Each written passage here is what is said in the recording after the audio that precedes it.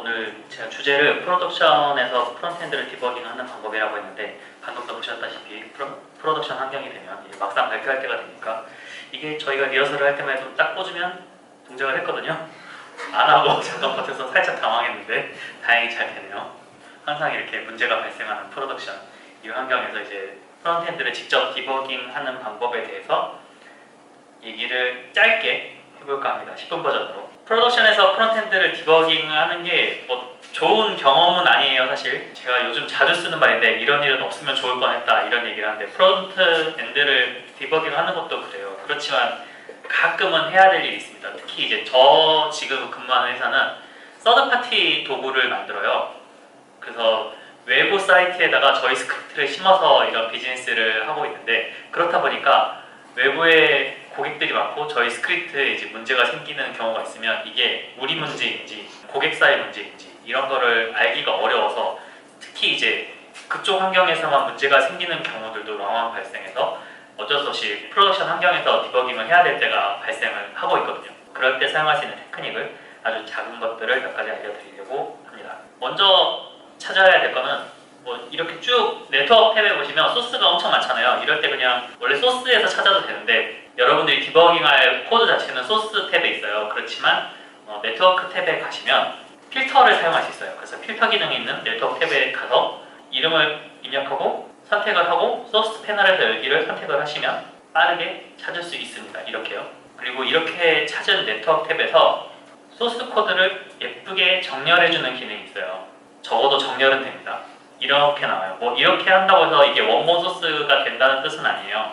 다 번들링 된 파일이기 때문에 한 줄보다는 보기 편하다는 거지 이게 뭐 완전히 예쁘게 돼 있다 이런 뜻은 아닙니다. 여기까지는 많이 해보셨을 것 같아요. 그리고 시작점을 이제 찾아야 되는데 그러면 어디서부터 시작할 것인가 했을 때 에러 메시지가 있으면 그나마 제일 나은 케이스입니다. 이렇게 에러 메시지가 뭔가 떠요. 에러가 jQuery에서 발생했다고 해서 jQuery가 문제인 건 아니에요. jQuery의 가장 큰 문제는 jQuery가 거의 모든 에러를 따먹고 있고 모든 에러를 먹어요.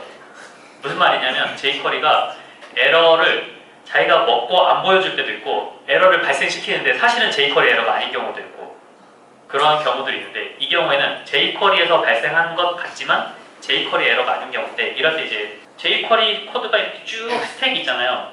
이때 jQuery 바로 앞에 있는 것부터 시작하시면 돼요. 보통 여러 가지가 나올 텐데 jQuery 바로 앞에 있는 거 프레임워크 바로 앞에 있는 것부터 시작을 하시면 아 여기가 문제구나 하고 알 수 있어요. 에러 메시지 보시면 뭐가 문제인지 아시겠어요? 슬라이스가 없다는 건데 슬라이스가 없으면 보통 앞에 있는 게 뭐 문제가 되겠지라고 생각을 할 수 있잖아요. 그래서 저거 디버깅 하는 방법은 이따가 다시 확인을 해보고요. 그래서 이렇게 문제가 되는 부분을 찾을 수 있다. 콘솔에 기록된 에러가 있으면 이게 제일 편한 방법입니다. 이제 에러가 없을 때가 문제예요. 에러를 먹었어요, 얘네가. 분명히 문제는 있는데 에러가 없을 때 이때가 제일 더 성가시거든요. 이럴 때는 어떻게 하냐면 일단 증상을 보고요.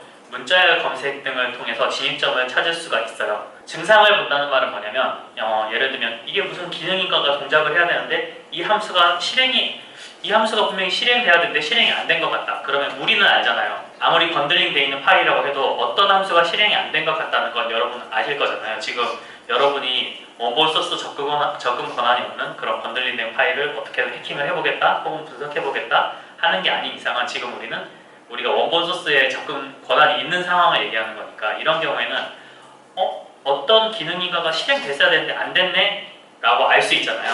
그럼 거기서부터 차근차근 이제 올라가서 점점 루트를 타고 올라가는 거예요. 그렇게 해서 찾을 수도 있고 증상으로 그거는 뭐 당연한 일인데 찾다가 번들링 파일을 찾을 때는 문자열 검색 같은 거를 활용해 볼 수도 있어요. 그게 뭐냐면 모든 번들러가 그런지도 모르겠지만 적어도 제가 겪었던 ESBuild나 아니면 미니 파일을 하는 그런 기능들 있잖아요. 플러스도 그랬던 것 같고 브라우저리파이, 어글리파이 그런 것들도 전부 다 문자열과 프로퍼티 이름은 미니 파일을 하지 않아요. 이게 굉장히 유용한 성격인데 보시면 지금 이런 코드 되게 단순한 이런 코드가 있다고 했을 때 여기 셋업 카운터라는 함수를 익스포트를 했어요. 객체에 묶어서 익스포트를 했어요. 그래서 이렇게 불러와요. 이렇게 사용해요. 그러면 저 부분은 이 코드를 보면 셋업 카운트가 남아있어요. 왜냐하면 셋업 카운트가 프로퍼티였기 때문에. 근데 만약에 프로퍼티를 사용하지 않고 이런 식으로 함수 자체를 익스포트하고 함수 자체를 이렇게 익스포트한 거를 임포트해서 불러왔어요. 그러면 그런 흔적은 없습니다. 아까 그 부분이랑 똑같은 지금 사각형을 보시면 아까 거기랑 똑같은 코드예요. 근데 저거는 이제 알기 어렵죠. 이게 지금은 짧은 코드라서 상관이 없는데 길어지잖아요. 이게 이제 몇십 킬로바이트 아니면 몇백 킬로바이트 정도 되는 번들링된 파일이다 그러면 어디서부터 찾아야 될지 일단 열면 한숨부터 나오기 시작하거든요. 이때도 잘 보시면 근데 여러분들이 잘 보세요. 문자열은 보존이 돼 있어요. 이게 그 문자열 중간에 변수를 사용하지 않는 이상 어지간하면 이 문자열은 보존을 해줍니다. 정 어렵다 그러면 만약 이런 식으로 돼 있다고 하더라도 여러분들 이 코드를 보고 이 부분을 찾고 싶으면 일단 문자열 부분 샵 카운터부터 찾으세요. 여기를 찾으면 이 코드에서 이 번들링된 코드에서 이 부분에 해당하는 코드를 찾을 수 있어요. 그래서 저는 속성이나 문자열, URL 이런 거 아니면 특수한 클래스 이름 있잖아요. 그 정말 자동으로 생성된 클래스 이름 말고 내가 직접 넣어준 하드 코딩된 그런 클래스 이름 저런 이름들부터 시작을 해서 번들링된 파일에서 이제 문제가 된 부분을 찾을 수 있다. 한국어 같은 경우에는 이제 비라틴 문자 정확하게는 유니코드로 인코딩이 되는 경우도 있습니다. 문자열을 찾으라고 했는데 검색을 해봤더니 안 나와 이렇게 생각하지 마시고 여기서 이 따옴표부터 따옴표까지 복사를 하셔가지고 그냥 콘솔에 부어서 엔터만 치시면 내용을 볼 수 있어요. 화면에 있는 문자에게 한국어 문자열이 도저히 안 나온다 싶으면 저런 식으로 다시 유니코드 형태로 바꿔서 볼 수 있다. 디버거 얘기를 하는데요. 디버거를 실행하는 방법 아시죠? 그냥 아까 찾았던 거에서 숫자 부분을 클릭하시면 바로 디버거가 실행이 돼요. 이제 문제를 찾아야 되는데 디버거가 저렇게 해서 중단점을 설정을 해두면 다시 리프레시라고 하면 다시 저 함수가 실행되었을 때 여기서 실행이 멈추는 거 보셨죠 다들? 그러면 저 지점에서 딱 저 순간에 다 값들을 볼 수 있는데 코드도 실행이 돼요. 그래서 이 값을 찍어보면 여러분들이 콘솔에 바로 입력을 해보시면 볼 수 있는데 혹은 옆에 이렇게 값 목록들이 있어요. 변수 목록이 옆에 있는 거 보셨을 거예요. 스코프라는 항목이 있어요. jQuery 값이 나요. jQuery의 또 다른 문제는 jQuery가 없는 객체도 씹어요 자기가. jQuery만 지금 일단 jQuery가 눈에 보여서 그런 건데 여기 보면 undefined라고 나왔어요. 왜 undefined냐면 제가 실행을 해봤어요. 아니 왜 속성 id 속성을 가져오는데 undefined라는 값이 나왔을까? 둘 중에 하나잖아요. id랑 속성이 정말 없거나 근데 그럴 땐 아마 null로 나올 거예요. 혹은 이 앞에서 받아온 이 객체 자체가 없거나 그래서 undefined라는 값이 나온 건데 그걸 어떻게 하냐면 실행을 해보면 돼요. 그냥 이 시점에서 여기서 멈추고 이 시점에서 코드를 실행을 해봤더니 jQuery 객체가 이렇게 나왔는데 선택된 엘리먼트가 없다는 뜻이잖아요. 왜냐면 여기서 선택된 객체가 있으면 previous object 앞에 그 엘리먼트 이름이 나와요. 축복받은 환경에 살고 계시는군요. jQuery 안 해보셨다는 뜻인가요? 좋으시겠어요. 어쨌든 이렇게 실행을 하면 이 시점에 중단점을 설정하고 이 시점에서 실행되는 코드를 볼 수 있다. 사실 제가 이 강의 자료를 만들면서 제일 힘들었던 게 예제를 찾는 게 너무 힘들었어요. 이렇게 디버깅을 좀 더 복잡한 걸 보여드리고 싶은데 막 스텝 바이 스텝으로 실행하는 거하고 안으로 들어가는 거 이런 것도 보여드리고 싶었지만 그런 예제를 찾기가 되게 어려워서 일단은 이렇게 하면 된다는 걸 보여드리고요. 사실은 검색을 하면 다 나와요. 크롬에서 디버거를 사용하는 방법 이런 건 나오는데 진입점을 찾았으면 거기부터 시작을 하시면 된다라는 거를 일단은 알려드리고 싶었어요. 그리고 또 하나가 클릭을 했는데 원하는 대로 동작을 안 한다 그러면 일단 관련이 있어 보이는 이벤트 핸들러를 죄다 없애보는 것도 하나의 방법이 될 수 있어요. 이벤트가 나도 모르는 사이에 이벤트끼리 간섭을 해가지고 내가 원하는 이벤트 핸들러보다 앞에 실행된 무언가가 그 동작을 취소해버리면 내가 원하는 이벤트 핸들러가 실행이 안 될 수도 있거든요. 그래서 예를 들면 클릭 뭔가를 눌렀는데 안 된다 그러면 일단 하나씩 내가 원했던 거 외에는 다 하나씩 제거해 나가면서 작업을 해보는 것도 방법이에요. 특히 저같이 이제 서드파티 작업을 하는 경우에는 외부 고객사가 그걸 넣어놔서 우리 거랑 충돌을 일으키는 경우도 존재하거든요. 그런 경우에는 이제 이런 식으로 하나씩 제거해 나가면서 어떻게 하면 피해갈 수 있을까? 얘네를 우리가 어떻게 하면 우회할 수 있을까? 이렇게 고민을 할 때가 있습니다. 저 리무브 버튼을 누르면 이벤트 핸들러가 제거가 돼요. 그래서 하나씩 제거를 해보시면 됩니다. 제거하면 바로 결과물 나올 수 있나요? 결과는 바로 나오죠. 다시 리프레시하면 어차피 다시 돌아오고. 그리고 파일 교체가 제가 생각할 때는 이제 하다가 뭐 소스 탭에서 처리할 수 있고 거기서 디버깅이 되면 그나마 나아요.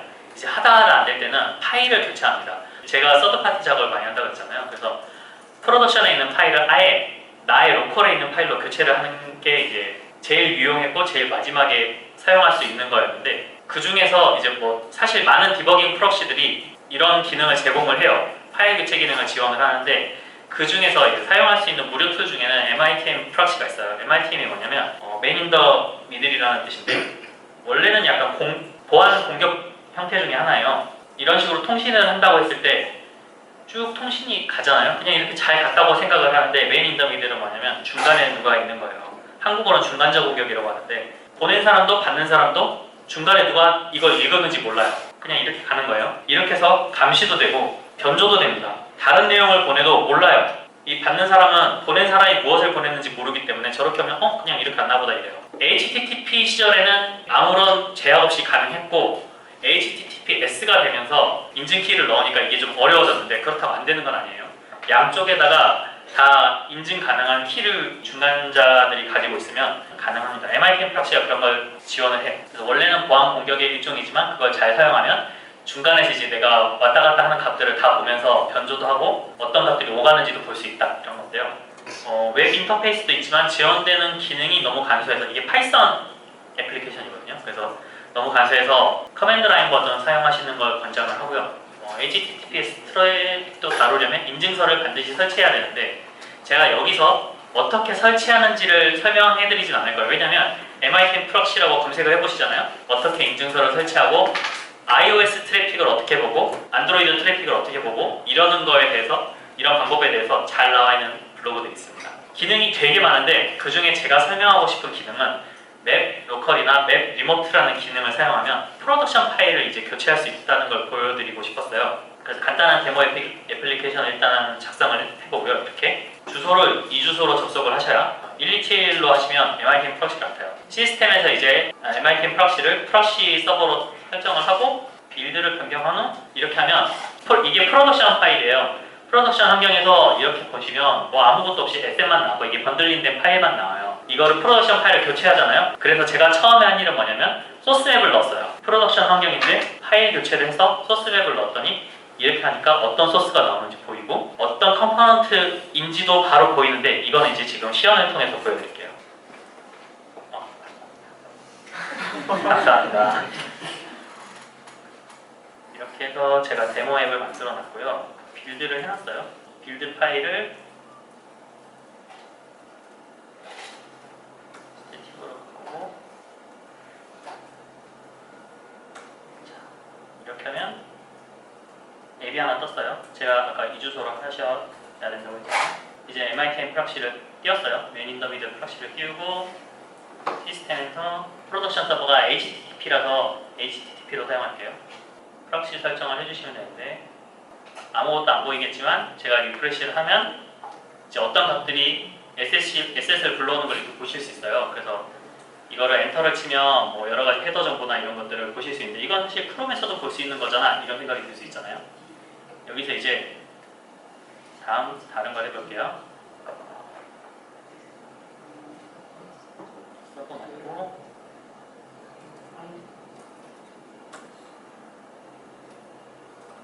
지금 이제 이걸 보시면 소스에 보면 여기에는 이 서버에서 지금 SF밖에 안 보이는 걸 볼 수 있어요. 파일이 일단 적죠. 보이는 파일이 적은 걸 알 수 있어요. 이렇게밖에 안 보이고 제가 이제 이거를 코드에서 어떻게 할 거냐면 빌드 설정을 바꿀 거예요.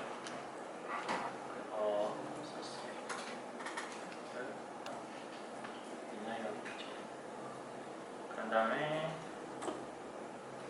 다시 빌드를 했어요. 파일이 되게 늘었죠? 괜찮으신가요? 손이 떨리시는 것 같은데. 이 주소가 지금 보시면 이 빌드 설정을 링크 어드레스를 복사하고 설정에서요. 제가 아까 맵 로컬이나 맵 리모트라고 했잖아요. 맵 로컬에서 사용하는 법은 나중에 잘 찾아보세요. 저는 하다가 그냥 진행을 하도록 하겠습니다. 기능이 어떤 식의 기능들이 가능한지를 보여드리려고 그러는 거예요. 데모앱에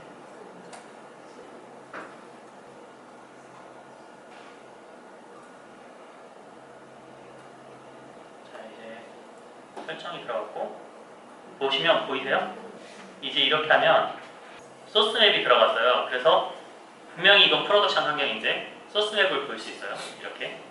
그러면 좀 더 디버깅 하기가 좀 더 쉬워지겠죠. 어떤 부분이 어떤 소스들이 참조가 되는지 볼 수 있잖아요. 여기서 하나 더 보여드리면 이제 리액트 앱 같은 경우에 로케이터 JS라고 그 개발 환경에서는 사용할 수 있는 건데 이 화면에 있는 이 부분이 어떤 컴포넌트인지를 바로 찾아낼 수 있는 그런 브라우저 확장 기능인데 원래는 개발 환경이면 별다른 설정 없이 사용할 수 있지만 이제 프로덕션 환경에서 사용할 수 없는 거예요. 그렇지만 여러분들이 이거를 사용하면 어떤 일이 벌어지냐면 제가 이거 보여드릴게요. 다시 빌드를 합니다.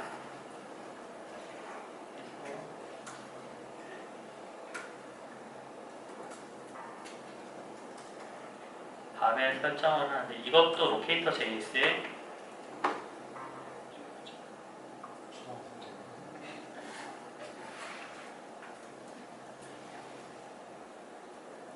로케이터 JS에 이렇게 걸어두잖아요. 이렇게 걸어둔 다음에 제가 다시 빌드를 하고